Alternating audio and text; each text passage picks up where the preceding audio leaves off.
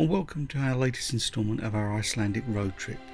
This is part 4 and finds us heading north from Iceland's second city, Akureyri. If you like what you see, then why not subscribe and hit the like button? That would be appreciated.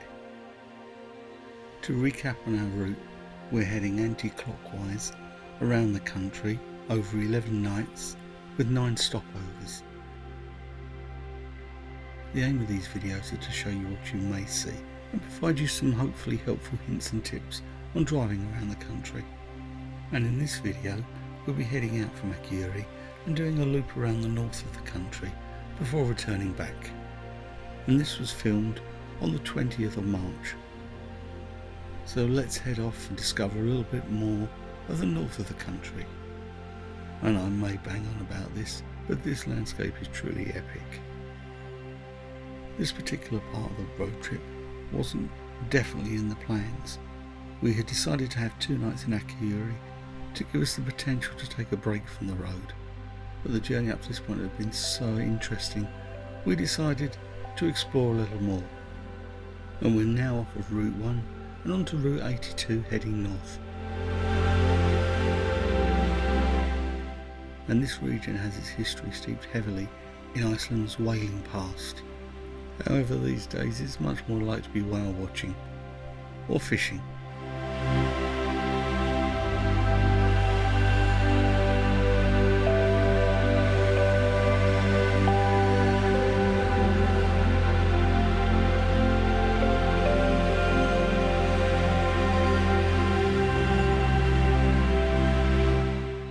This part of Iceland is very peaceful, and another reason for today's journey was to scope out possible locations if the conditions were right for us to see the Northern Lights again, as we did in the last episode.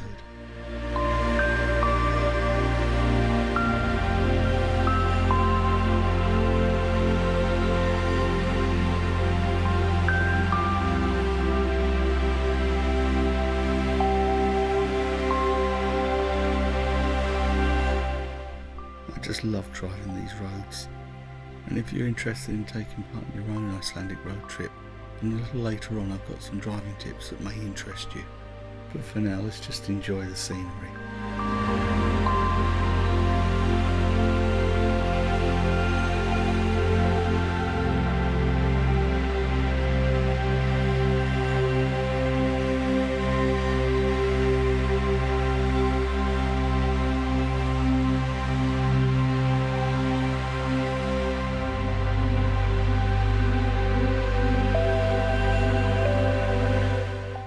And now the route takes us through one of Iceland's numerous tunnels.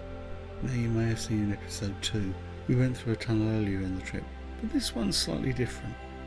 And as you approach the tunnel, you'll have a sign that will tell you how long the tunnel is in metres.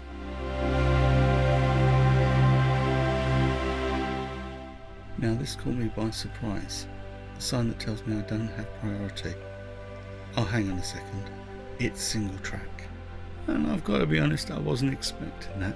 So let's speed it up and see how we manage. Ah, there we go, passing places. So let's head on. And if you notice from the flashing green sign up ahead, I'm well within the speed limit. Now what's that I see in front of me? Oh, a pair of headlights. It may be the video, but it looked a lot closer than it actually was. As with so many aspects of driving in Iceland, it's about being sensible and being safe.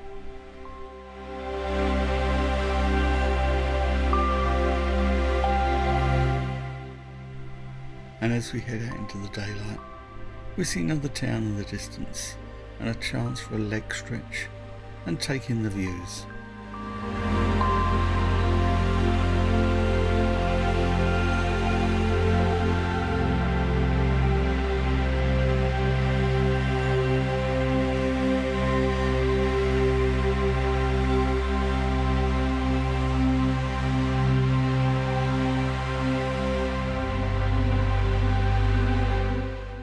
And now we have double tunnels. This should be a breeze.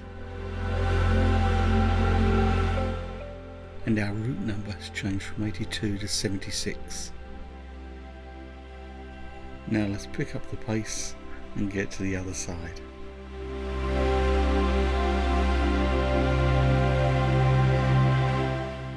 And there's the next tunnel in front of us, but hang on, to our left a group of hikers and to our right a car park.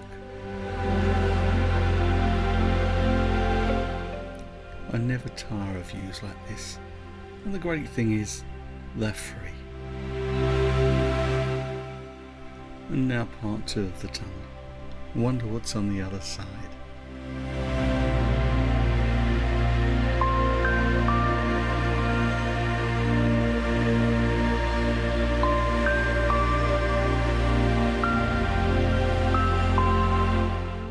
And again we see a sign for another picnic spot. So, not wishing to miss a chance, we pull over to take in the views. And the town, whose name I'm not even going to try and pronounce, is quite a big settlement. And here lies a story similar to the Klondike Gold Rush of the west of America. This is a town that was built on herrings. Yes, you heard me right, herrings. And then sadly one day the fish just departed, leaving behind in essence what was a ghost town. However, it has survived and it still has a fishing community, but it also now provides whale watching trips and trips out to see the northern lights. It still has a heartbeat.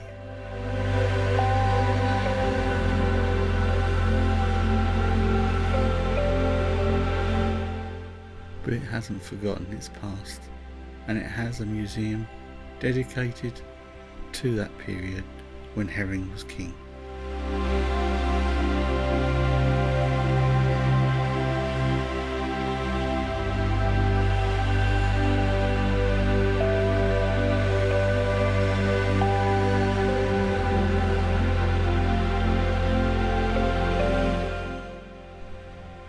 And now another tunnel, and this one dating from 1967 is a little bit more, shall we say, rustic. Look at those doors. And as before, let's fast forward through the tunnel. Oh, hang on a second, that's a flashing light. What does that mean? Yep, you guessed it, oncoming traffic. Time for us to squeeze out the way.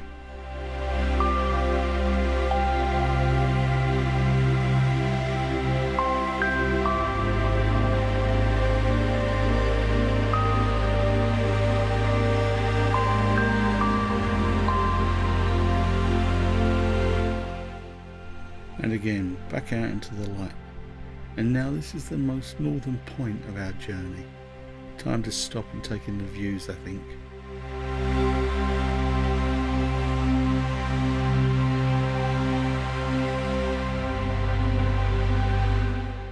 And that out there is the edge of the Arctic Circle, and a little further beyond, Greenland.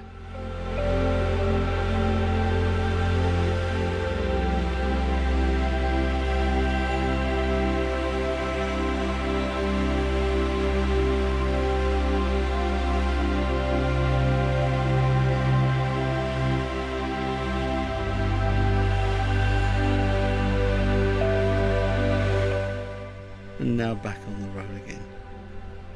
One of the things I would say when planning a trip like this is it's very hard to determine how long you're going to take with your stops. So allow plenty of time. We start off around about 8:30 every morning after having a decent breakfast, and then our aim is always to be back by 5 PM. It gives us some flexibility and then means we're not rushing to get back. And you don't want to be rushing, you want to be enjoying.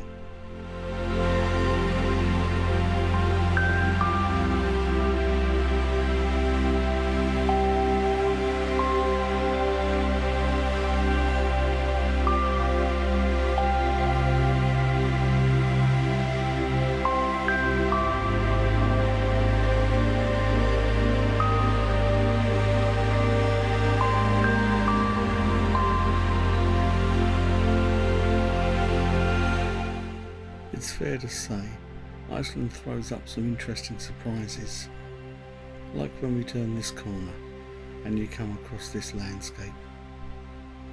A frozen lake against a glorious background.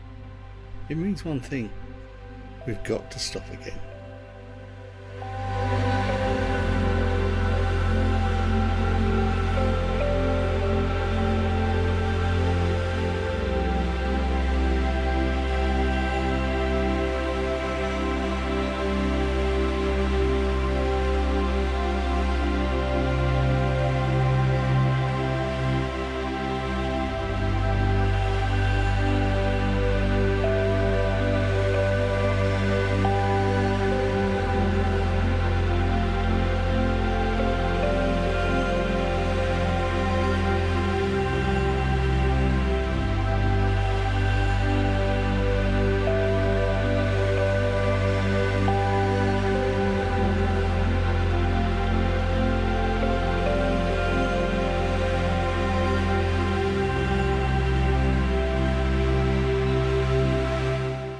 On the next view, it's hard to believe it's the same day, but you just wait a moment until we return back onto Route 1. Now this is beautiful. What a magnificent environment. And the great news is tomorrow we'll be returning along this road, heading west. And now for those driving tips I promised you. If you've seen our other videos, then you can just enjoy the scenery. So when this was shot, the speed limit was 90 km per hour on tarmac and 80 km per hour on gravel. Obviously through the tunnels and into towns the speed limit reduces. Be very wary of pulling off the road onto the verge. As you can see here, the snow can hide a multitude of sins and you can get yourself a nasty surprise. Even if the verge looks firm, it may not be. Trust me, that's from experience. Plan your fuel stops and comfort brakes carefully. Today we went through a few towns, so there were options, but sometimes you can travel through a landscape like this for quite a long period of time. If you can park into the wind, Iceland can get a bit blustery and it's very easy for a door to be ripped out of your hand, and that is going to be expensive. And then just a few things you may consider packing, like a USB rechargeable torch, a USB cigarette charger to keep all your gadgets charged on the move, and finally a good old-fashioned paper map.